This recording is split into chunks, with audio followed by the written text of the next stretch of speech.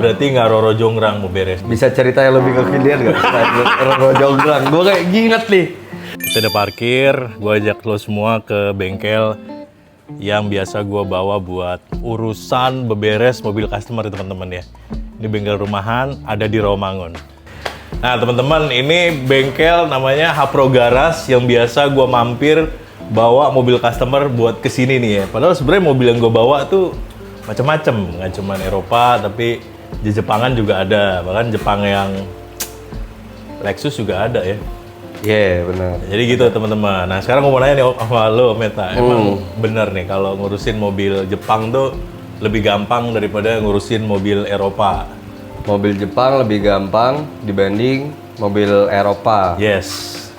Sebenarnya kalau lebih gampang atau lebih susahnya sih pasti yang pertama tergantung keadaan mobilnya tuh. Yeah.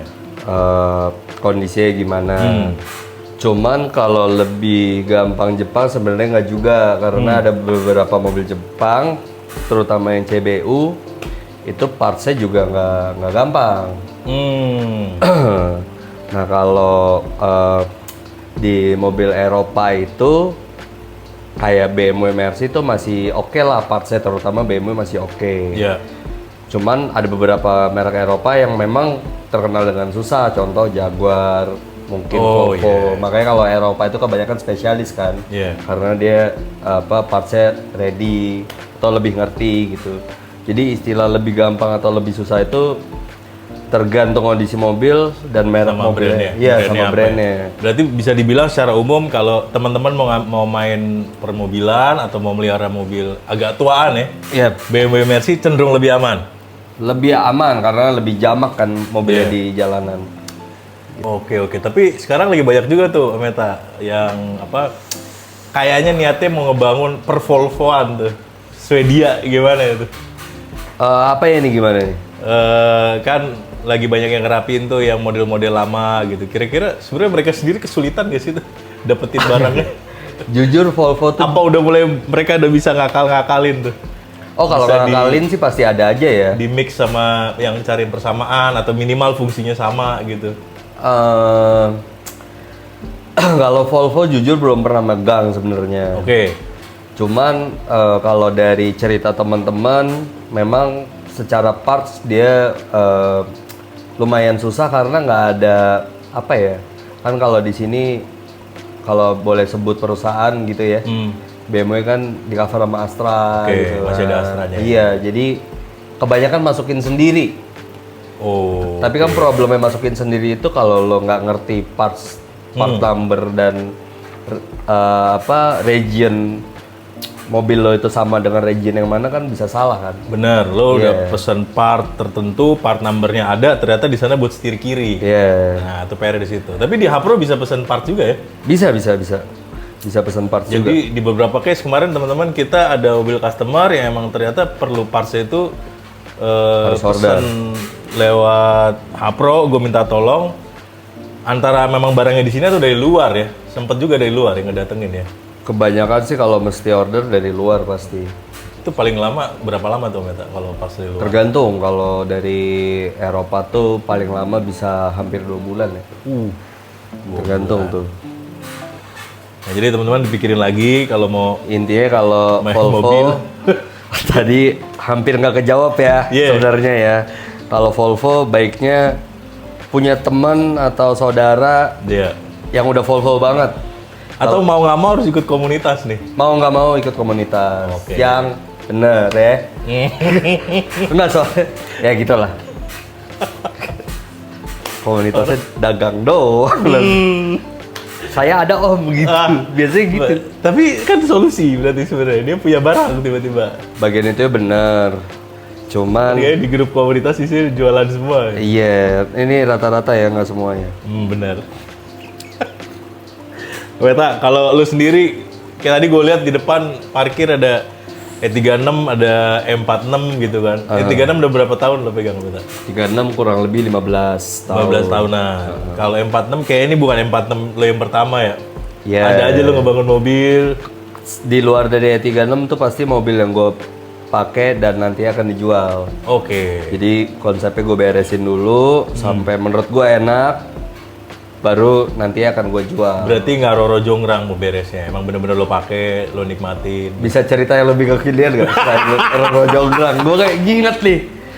Itu kan udah Apa iya ini tahun sama lalu. Buto Ijo ya gitu kan? Nggak, lupa. Tapi lo tahu, butuh hijau lo tahu. Gila lawas. Bukan proyek cepat gitu maksudnya. Iya, maksudnya bukan proyek cepat. Pokoknya menurut tergantung kondisi mobil. Mungkin kalau kondisi mobilnya oke banget bisa cepat juga.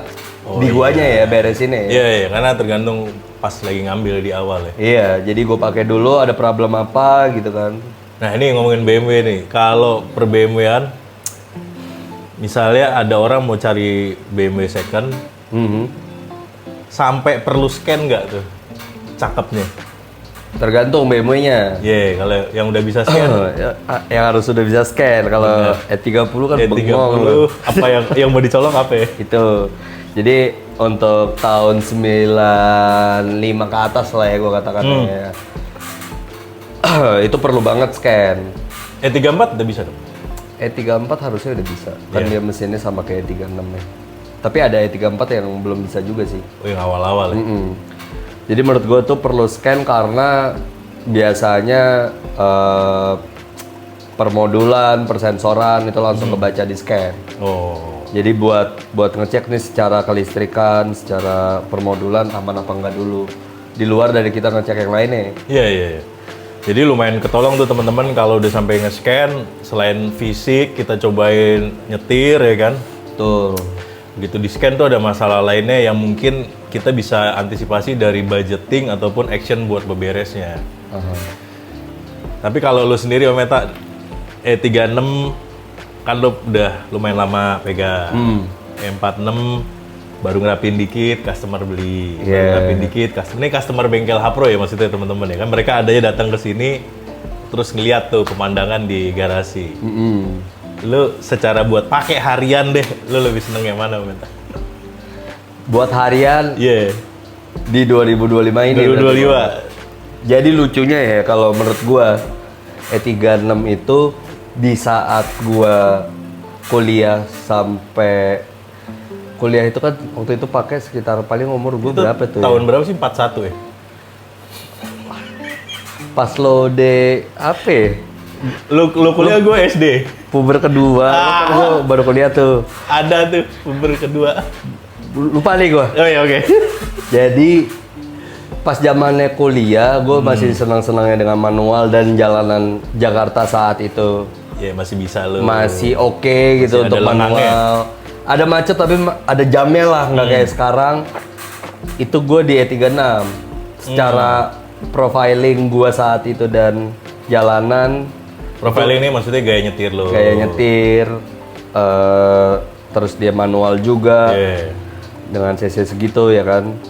Nah kalau lo tanya sekarang, gue buat hari-hari itu malah di M46. Udah nyaman lo. Udah nyaman, kayaknya ngaruh tuh umur nambah. Kayak segini cukup deh gitu. Memang dari keriput-keriput gue juga udah lihat. Mungkin lo kan lagi lihat cermin tuh saat itu. Betul. Keriput lo sendiri. Cuman menurut gue sekarang tuh M46 lebih masuk akal gitu buat harian buat gue. Iya. Tapi di satu sisi ada kangenan juga bawa E36 karena beda apa ya, beda rasa gitu ya 46 E36 ini. Jadi buat teman-teman yang belum merasain E36 sama M46 bedanya apa, secara umum gue coba kasih gambaran.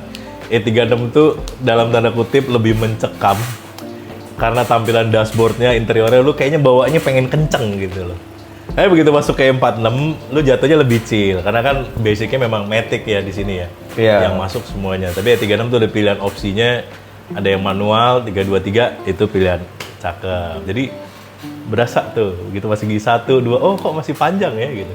Tuh. Jadi lebih pengen apa namanya? Lebih explore mobilnya lebih jauh ya kalau buat E36 ya. E36 ya. Lebih seru lah mobilnya, dimainin, di tweak mesinnya juga lebih seru gitu. Jadi kalau lo nanya lebih enakan mana, sebenarnya bagusnya beli dua-duanya. Jadi lo bisa ngerasain. Iya, bisa ngerasain. Bisa tuh ngomong beli dua-duanya. Gak semua orang kaya-kaya. Ini bukan sombong, bukan sombong. Cuman emang gue udah di sini. Gila orang kok. Angkuh lu. Lu parah lu, Pak. Kacau lu. Gak beres. Di Indis Ekonomi, Pak. Indis Ekonomi punya BMW2, why not? Kelapa kacang.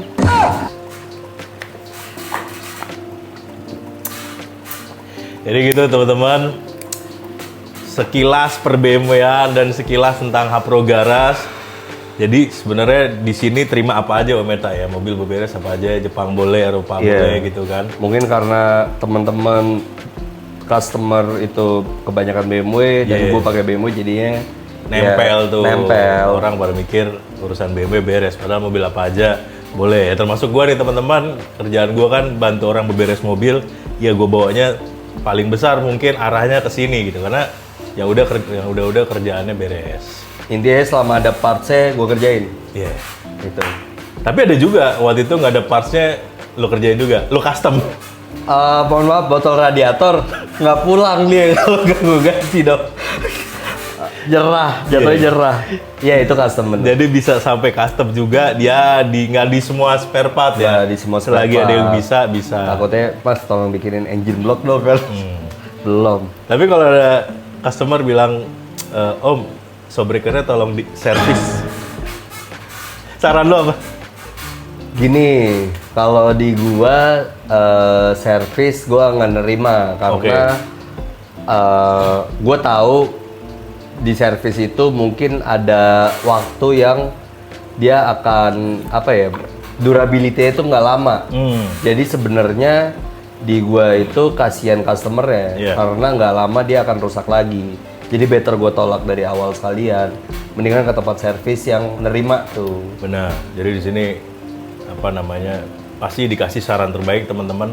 Ya memang lifetime-nya atau lifespan-nya tuh lebih enak ya buat. Iya, bahkan sampai merek parts itu gue juga concern tuh. Nah, nih teman-teman, kalau di sini jadi based on pengalaman, gue bawa mobil ke Hapro Garage, mereka cek dulu estimasi plus dengan parts apa yang dipakai. Habis itu baru kita info customer. Kalau customer oke, baru kita kerjain ya. Benar. Tapi kalau enggak, ya udah kita siapin lagi mobilnya buat dipulangin ke customer. Iya, jadi ada estimasi dulu ya. Iya, karena mungkin ada juga bengkel yang kejutan gitu kan. Betul. Ada yang ngasih estimasi tapi brandnya nggak diinfo kadang. Brandnya nggak diinfo. Itu ngaruhnya buat durability kan. Benar. Sebenarnya. Kan jadi orang bisa ngira-ngira nih pakai parts ini umurnya berapa lama. Betul. Ya udah kayak gitu teman-teman. Jadi udah pada tahu semua nih. Nanti gua kasih tunjuk nih kurang lebih kayak gini ya. Di dalam ada perolian ready gitu kan, pervelekan, velg ini mungkin teman-teman bisa lihat nih ada yang velg standar M46, ada OZ Futura dan lain-lainnya. Modelannya homey gitu ya teman-teman ya. Jadi bengkelnya kayak di Jepang, kayak di Jepang.